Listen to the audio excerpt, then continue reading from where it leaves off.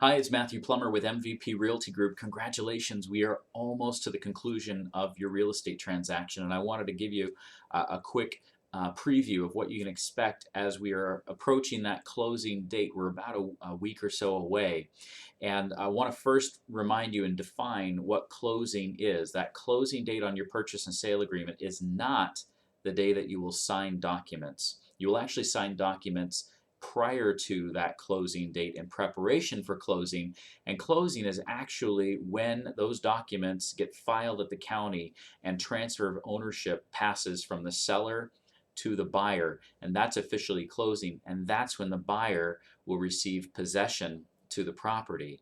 So what's happening now is that everybody on the team who is part of getting this transaction completed for you, perhaps lenders, escrow, our team here, we're all getting those last minute details handled.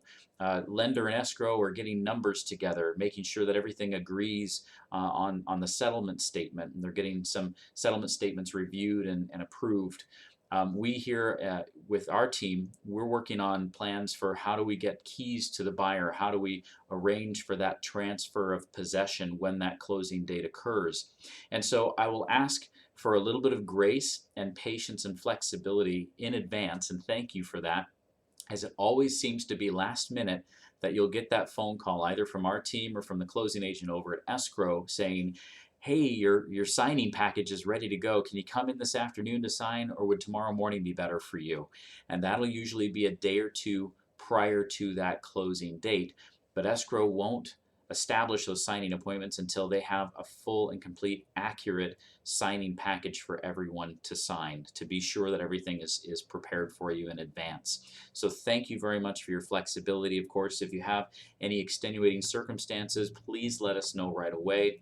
If one of the parties is not going to be present for signing, that can be accommodated, but there are powers of attorney involved, and if there is a power of attorney to be utilized for the signing, for the closing of a real estate transaction, oftentimes those powers of attorney need to be recorded in advance at the county. So if you're anticipating anything like that, please talk with us or talk with the title and escrow company as soon as possible so we can make sure that those arrangements are made for you.